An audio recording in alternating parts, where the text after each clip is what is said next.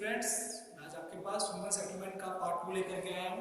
Part 1 में हमने rural settlement की बात की थी। मैंने आपको बताया था रूरल सेटलमेंट के बारे में, ठीक है।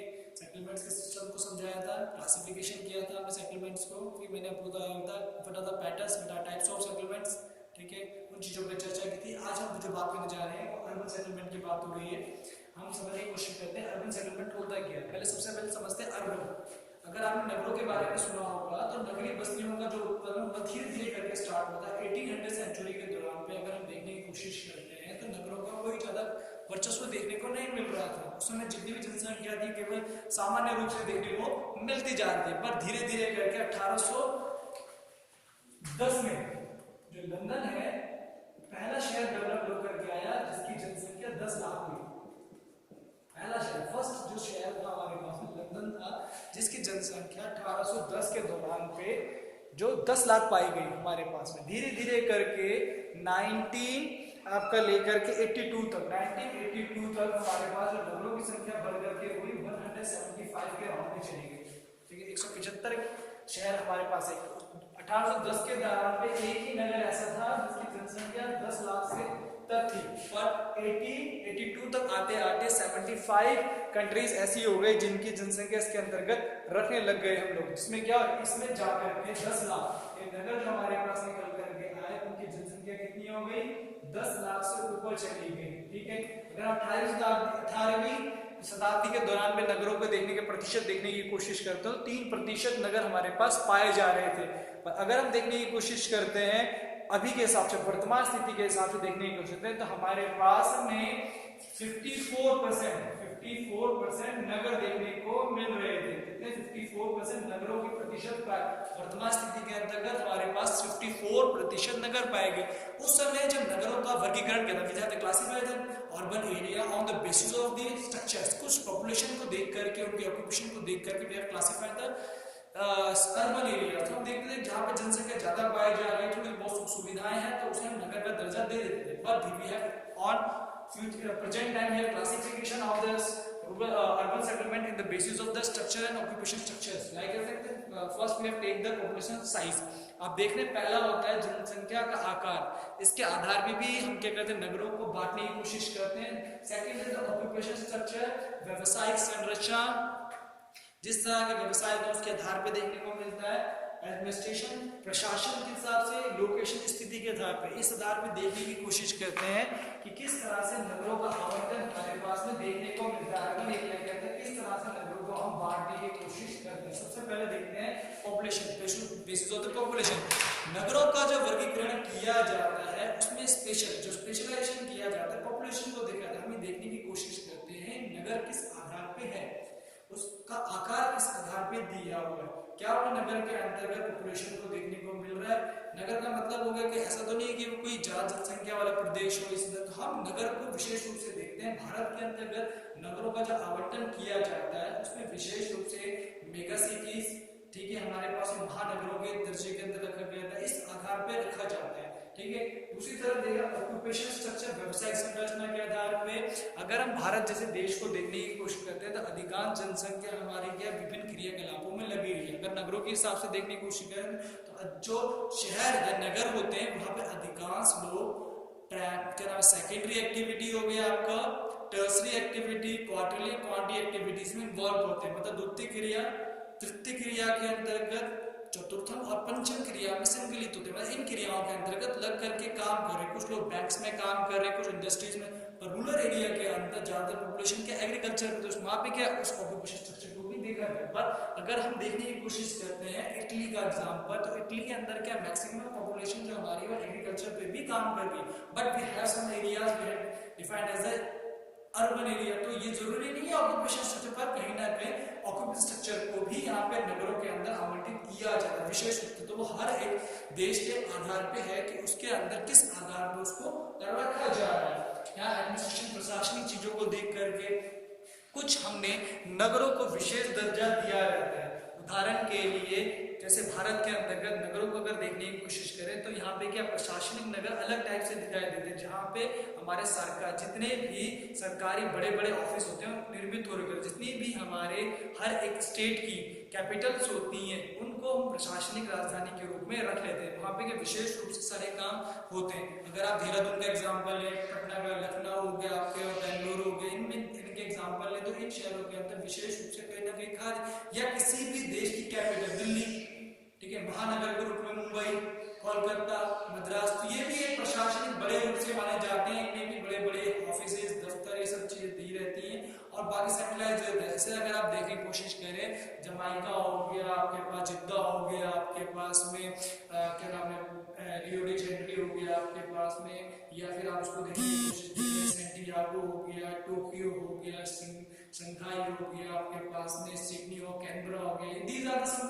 एरिया। तो ये कुछ ऐसे एरिया भी हैं जो कि एडमिनिस्ट्रेटिव सेंटर के रूप में डेवलप्ड है, तो इनको भी हम अर्बन एरिया के अंदर देखने की कोशिश करते हैं। On the basis of location, स्थिति भी कहीं ना कहीं क्या करती है, नगर के क्लासिफिकेशन में हेल्प करती है। अगर आप देखने की कोशिश करते हैं नगरों के विशेष रूप से, तो जो हमारे पास लोकेशन है उसका मेन सेंटर क्या है, किस जगह पे लोग, अगर आप देखने की कोशिश करेंगे कोई ऐसा एरिया जो बीच के किनारे दिया हुआ है, समुद्र के किनारे दिया हुआ है, तो वहां पे क्या पर्यटक जो टूरिस्ट होते थे अट्रैक्टिव हो गया, आप डल झील को देखने की कोशिश करें, उसके आसपास जो भी एरिया होगा पर्यटकों को आकर्षित करेगा। उसी जगह पे आपको ऐसे एरिया को देखें जो क्या आर्मी सोल्जर एरिया के रूप में होगा, जो गैस एंड या शादी क्षेत्र के रूप में देखने को मिल रहा होगा, तो वो भी क्या कंटोनमेंट्स के रूप में डेवलप्ड हो रहे हैं। अगर आप कुछ एग्जांपल देखने की कोशिश करते हैं, उसके कई सारे एग्जांपल्स हमारे पास में रहते हैं। अगर आप मॉरिशस का एग्जांपल दें तो वो अपने आप में एक बहुत बड़ा पर्यटक केंद्र के रूप में दे रखा है। वहीं पे आप न्यूजीलैंड को देखो, न्यूयॉर्क को देखने की कोशिश करिए,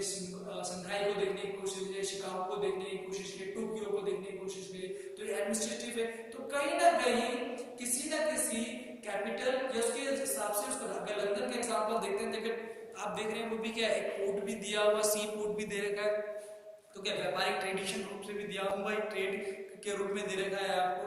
उसके अलावा कुछ ऐसे जगह भी होती हैं जो क्या हमारी किसी इंडस्ट्रियल बेल्ट के आसपास बैठने की कोशिश कर रही है, जैसे भिलाई को देखने की कोशिश, रूर क्षेत्र को देखने की कोशिश कीजिए आप, क्या नाम है उसका, ग्रेट लेक वाले एरिया को देखने की कोशिश करती है। कुछ ऐसे एरिया पर्टिकुलर दिए जो इंडस्ट्रियल बेल्ट के रूप में, तो लोकेशन भी कहीं ना कहीं अर्बन सेटलमेंट या अर्बन क्लासिफिकेशन में हेल्प करती है, क्योंकि जिस जगह पर वो अर्बन एरिया लोकेटेड होगा उसके आसपास का सराउंडिंग एनवायरनमेंट जैसा होगा, उस नगर का भी, उस अर्बन एरिया का भी फेस और वैल्यू चेंज हो जाएगी। अगर आप देखने की कोशिश करते हैं ऐसे एरिया को जो एडमिनिस्ट्रेटिव एरिया से टच्ड है, वो अपना इंडस्ट्रियल एरिया के रूप में, टूरिज्म एरिया, तो ये कहीं ना कहीं आसपास क्या होता है, एक दूसरे पर डिपेंड होते हैं। तो यहाँ पे मैंने आपको क्लेरिफाई किया है कि क्लासिफिकेशन ऑफ अर्बन सेटलमेंट क्या आपके 4 सेक्शन में डिवाइडेड है, पॉपुलेशन साइज को लेकर के, ऑक्यूपेशन स्ट्रक्चर को लेकर के,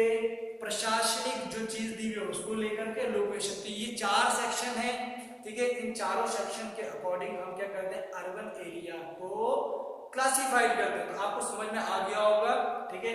नेक्स्ट हम लेने जा रहे हैं जो टॉपिक हमारे पास दिया हुआ है कि किस भी जो एरिया दिए हुए उनके जो रोल्स होते हैं उनके अकॉर्डिंग किस तरह से हम अर्बन एरिया को रखते हैं। तो अब मैं आपको बताने जा रहा हूँ टाइप्स ऑफ अर्बन सेटलमेंट, ठीक है। जो नगरीय बसाव होता है उसके क्या प्रकार होते हैं उन पे बात करने जा रहा हूँ, ठीक है। इनको प्रकार हमने बांट दिया, on the basis of population भी हो सकता है, on the basis of structures, occupation, सब जो भी आपको उसके आधार पर देख लेते हैं। सबसे पहले समझते हैं टाउन, जो पहला है, दूसरा क्या सिटी, तीसरा है ऑक्यूपेशन, स्नेहनगर, मेग्लोपोलिस सिटीज, मिलियन सिटीज से कहते हैं। उसके बाद हो गया मिलियन सिटीज, विश्व जो होते हैं नगरी, और मेगा सिटीज के रूप में डेवलप हो जाते हैं, ठीक है। तो ये हमारे पास इस तरह से नगरों को आवंटित कर रखा है उसके आधार पे कि किस तरह से उनका कॉन्सेप्टेशन हमारे पास दिया हुआ है। तो सबसे समझने की कोशिश करते हैं हम लोग, जो हमारे पास वर्ड यूज किया जा रहा है वो है कि टाउन क्या है हमारे पास में, ठीक है। जो टाउन्स होते हैं इसको इजीली समझने का होता है कि हम अगर नगर की बात कर रहे हैं तो नगर का मतलब ये नहीं हो गया कि हम उसको देखें, तो क्योंकि नगर के अंदर जो उसके मापदंड है ग्राम से, एक अर्बन से और एक रूरल के अंदर, on the basis of population, on the basis of facilities पे देते हैं। तो नगर का जो आवरण जो हमें समझने आता है, कॉन्सेप्ट समझ में आता है, वो कॉन्सेप्ट दिया हुआ है कि अगर नगर की बात की जा रही है, किसी सिटी की या टाउन की बात की जा रही है, टाउन एक ऐसा है जहाँ ग्रामीण एरिया से, एक रूरल एरिया से बेटर फैसिलिटीज अवेलेबल हो। ठीक है, और कुछ चीज़ें उससे अलग देने की कोशिश करते हैं। मतलब मान लीजिए ऐसी जगह जहाँ पे क्या होता है, आपको शहर की तरह कुछ फैसिलिटीज अवेलेबल हो जाती हैं, जहाँ शॉप्स होती हैं आपकी डेली नीड्स को पूरा फुलफिल करने के लिए, वो 5-6 शॉप्स अलग अलग तरह की दे रखी हो, काफ़ी सारी चीज़ें, तो वो एक रूरल एरिया से टाउन की तरह डेवलप, कस्बे की तरह फॉर्म लेना स्टार्ट करने लग जाता है। पर अगर हम सिटी की बात करते हैं तो सिटी क्या है, जो कॉन्सेप्ट है थोड़ा चेंज है सिटी का। सिटी का कॉन्सेप्ट जो दिया होता है वो क्या होता है, पॉपुलेशन के हिसाब से तो टाउन से ज़्यादा हो जाती है, उसमें ज़्यादातर जो मैक्सिमम नंबर ऑफ पीपल्स होते हैं, they had doing the activity secondary, और some of the peoples are involving in tertiary activity, द्वितीय और तृतीय के राख्या ने इन्वॉल्व हो जाते हैं, तो वो क्या कर लेता है, हमारे पास में शहर का रूप ले लेता है। ठीक है, पर अगर हम समझने की कोशिश करते हैं स्नेह नगरों को, तो ये कॉन्सेप्ट बदल करके ये क्या होता है, बड़े शहरों के आसपास छोटे छोटे शहर डेवलप्ड हो जाते हैं। ठीक है, और फॉर्मेट क्या होता है उनका कि धीरे धीरे जो वहाँ पे काम हो रहे होते हैं उसके हिसाब से उनका डेवलपमेंट स्टार्ट जाता है। फॉर एग्जांपल अगर हम देखने की कोशिश करते हैं किसी भी इंडस्ट्रियल बेल्ट के आसपास छोटे छोटे नगरों का बनना, दिल्ली, उसके बाद गुड़गांव, गाजियाबाद हो गया, नोएडा हो गया, तो these are the term in the Sneh Nagar, ये कैलकुलेशन के अंदर आ जाते हैं। छोटे छोटे नगर वहाँ के डेवलप हो जाते हैं, तो वो नगर क्या करते हैं, बड़े फॉर्मेशन में डेवलप होकर के आते हैं। बट अगर इनकी पॉपुलेशन 10 लाख से ऊपर चली जाती है, अचानक ही इनकी पॉपुलेशन 10 लाख से ऊपर चली जाती है, तो ये मिलियन सिटीज में या मेट्रोपॉलिटन सिटीज के अंदर डेवलप होकर के आते रहते हैं। ठीक है, तो इनका क्या कॉन्सेप्ट दिया हुआ है कि जो हमारे पास चीजें दी हुई है वो क्या है, बदलती भी इसमें कॉन्सेप्ट में आ जाती है। ये क्या होता है,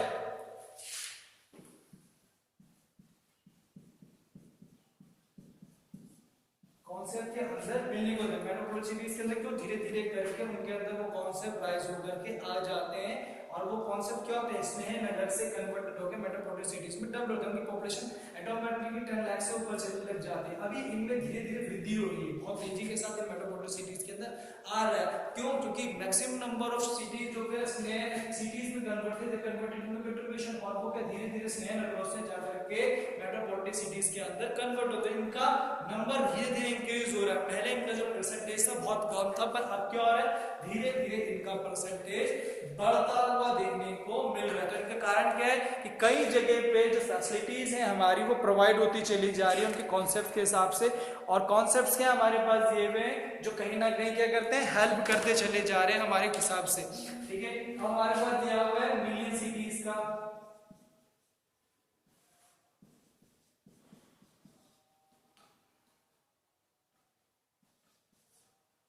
मिलियन सिटीज जो हमारी होती हैं ये क्या होती है, इनकी पॉपुलेशन आराम से क्या, जैसे जैसे इनका तादाद बढ़ती चली जाएगी, पॉपुलेशन बढ़ती चली जाएगी और 1 मिलियन के आसपास आने लग जाती है, तो क्या होता है, ये सिटीज डेवलप होती चली जाती है। पहले इनकी पॉपुलेशन बहुत कम देखने को मिलती थी, बट अब इनके परसेंटेज में 2 से 3% पर ईयर के अंदर इंक्रीमेंट है। कैनबरा हो गया आपके पास में, ठीक है, डरबन हो गया आपके पास में, सिडनी हो गया, तो ये क्या है, धीरे धीरे करके मिलियन सिटीज की फॉर्मेशन में बढ़ रही है। उसका कारण क्या है कि जो नगर का कॉन्सेप्ट दिया हुआ है, नगर शहर उसने नगरी धीरे धीरे कर कंपाइल होते जा रहे हैं। ठीक है, तीनों आपस में मिलते चले जाते हैं और धीरे धीरे करके मिलियन सिटीज में कन्वर्ट हो जाते हैं।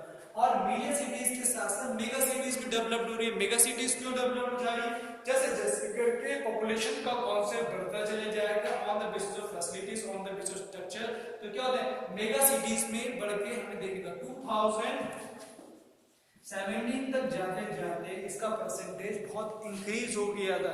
अब 2000 अगर हम देखने की कोशिश करते हैं, लास्ट जो हमारे पास सेंसस प्रेजेंट होगा 2019 वाला, उसके अंदर हमारे पास जो कॉन्सेप्ट दिए हुए हैं 2019 के जो कॉन्सेप्ट दे रखे हैं उसके अंदर हमारे पास 31 जो मेगा सिटीज है उनका दिया हुआ है कॉन्सेप्ट। ठीक है, तो हर एक जगह जहाँ पे कैपिटल्स का फॉर्मेशन होती चली जा रही है या बड़ा शहर जो मेट्रोपॉलिटन सिटीज में थे धीरे धीरे करके वो मेगा सिटीज में कन्वर्ट हो रहे, जैसे मुंबई, टोक्यो, ठीक है, सिंगाई, बीजिंग, तो ये अपने आप ही क्या, इनकी पॉपुलेशन बहुत तेजी से बढ़ रही है।